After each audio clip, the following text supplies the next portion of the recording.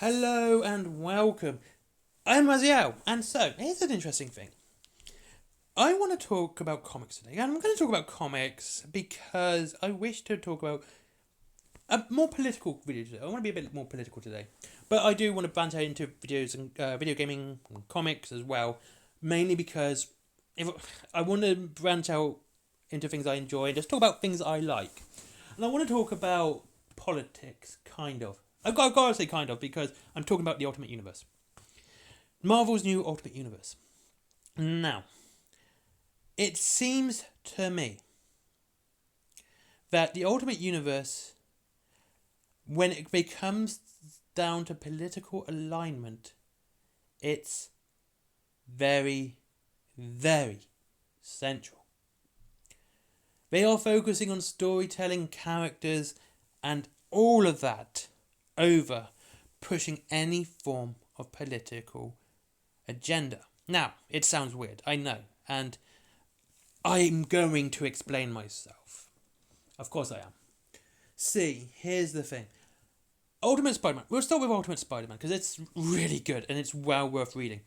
In Ultimate Spider-Man, Peter Parker didn't get his powers until he was an adult. And the way he got them this time was it was still a radioactive spider. However, the Maker, when Peter was young, grabbed the spider off Peter before it bit him. Before it bit Peter Parker so he could become Spider-Man as a teenager, the Maker removed the spider and said, look, this could bite you. That's what happened. However, now Peter Parker's an adult. He has 2 children. He's married to MJ. Uncle Ben's still alive. Aunt May is dead. She died in an explosion.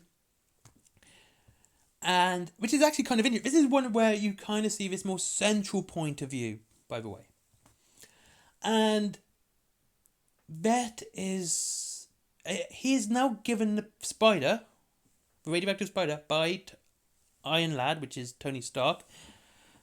He's given it. He's get a message to Peter Parker from 6 months in the future, and he gives him the spider. The spider bites him. He becomes Spider-Man, and Iron Lad still gives him a new suit, which changes and hides all his everything. And it's really interesting. And first things first, like I said, he has his father figure still in his life. Not his mother figure, but his father. And I think that's an interesting point to make, that they chose the father to be, father figure, Uncle Ben, to remain in his life over his mother, where usually, back when they were trying, if they were trying to push a political agenda, it would have been Aunt May would all be the one that lived in the explosion, but it's Uncle Ben, and it's not happening right up. You don't see the explosion. It's a memorial to it. They go to an event where they remember the people who died in the explosion. Aunt May, Norman Osborn are 2 of the big ones. And the other part is that it's being led by Matt Murdock. Matt Murdock is not Daredevil. He is a priest. Again, this is an interesting thing to write. This is Jonathan Hickman, by the way, who wrote it. It's interesting because they're giving a positive spin to the Catholic Church. They're not demonising it, but they've put one of their biggest heroes in charge of the church. Again, this is good. This is an interesting point to put for. It's not a demonisation of the Catholic Church or Christianity. It's very much he's being a priest. He's helping people who are mourning this horrid event which happened years ago. So, but it does go a little bit more deeper than that. There's a side story in Ultimate Spider-Man where Kingpin, Wilson Fisk, draws a meeting for all the board members of the Daily Bugle. Uncle Ben, Ben Parker, and J. Jonah Jameson are both working there. And they're both like the highest people there. It's JJJ, then it's Ben Parker. Wilson Fisk, Ben Parker at the time at the start of the meeting is of course at the memorial, whereas JJJ is at the meeting. And we walk in, when you first see us, you see him throwing a load of papers and saying, that's it, I quit. JJJ just leaves, he storms out as Ben Parker walks in. And he's like, what's all this about? And Kingpin goes, wow, here's the thing. Some of the stories you've been pushing we don't like, and you're getting complaints from your advertisers, and we think you should push the stories your advertisers like, and not the stories you think needed to be said. And Ben Parker goes, yeah, that's not happening with me either. Even though Kingpin just literally offers him JJJ's job. He goes, no, it's not happening. He walks out. So the two highest people of the Daily Bugle walk out because they absolutely refuse to do what the money says. They want the news to be honest. And I have to say that it's honest, not truthful. And because JJJ actually comes up and says this, and he goes, because they're Uncle Ben and JJJ are talking and says, what are we going to do now? And Jameson says, why don't we start our own paper?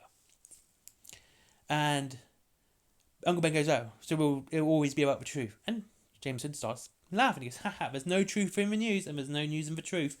That's really funny. So let's be honest and just say we will not lie. Now that's interesting.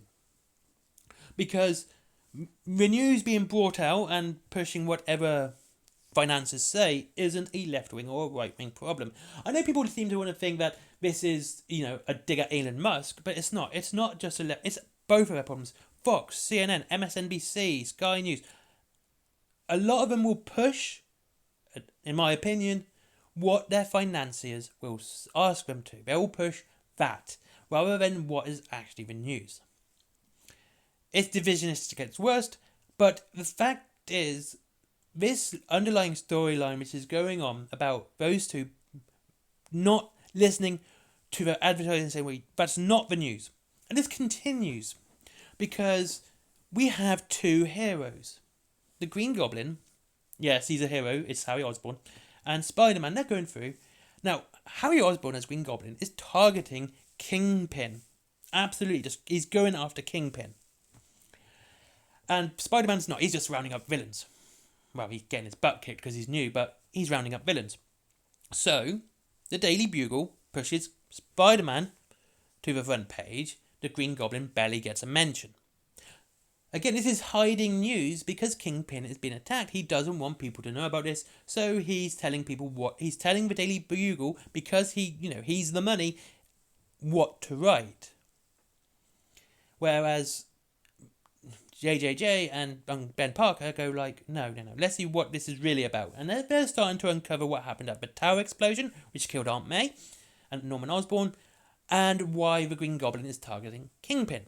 That's what a lot of their interest is in, because they're saying, why would they push Spider-Man? Isn't this Green Goblin guy, attacking Kingpin far more important and need to be discussed? But again, it's pushing this idea that the news, in general, is only as honest as the people who pay for it. Who pay their wages, who pay the bills, basically. And that's not a left-wing point of view. It's not a right-wing point of view. It's a very centrist point of view. There's also the honesty thing actually flies through because Spider-Man, Peter Parker, tells MJ in the first run he is Spider-Man.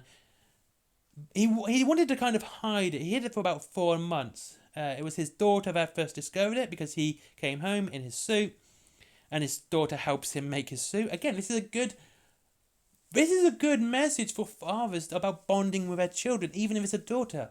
It's a good message. Once again, we're seeing this centrist point of view about a nuclear family being good for all kids, the father being important and bonding with it. We've even used the term daddy-daughter time. And again, I think this momentum of the Ultimate Universe right now is a good sign of the times because they are focusing on the story. When it comes to politics, they're trying to see it through both sides now. They're trying to push, when it comes to politics, they're trying to show something that is central and can be shown by both sides as a bad thing, such as the news being, done by adult, people being corrupt and only showing what the financiers want them to show and stuff like that. And when it comes to Ultimate Wolverine, there's really no politics in that at all. It's just Wolverine's a bad guy and he's hacking up X-Men at the moment. But yeah, it's interesting to see what they're doing. I want to see what it goes further. Anyway, thank you very much for watching. And if you wish to save money on your comics to get some really cheap or the new ones which are coming out, go to Forbidden Planet. That link down below. There's also Winning Games as always. And there's also my comic and my merchandise, that's down below as well. And finally, Skyforge. Let's get them up. Google algorithm. And, finally, Patreon. Bye-bye.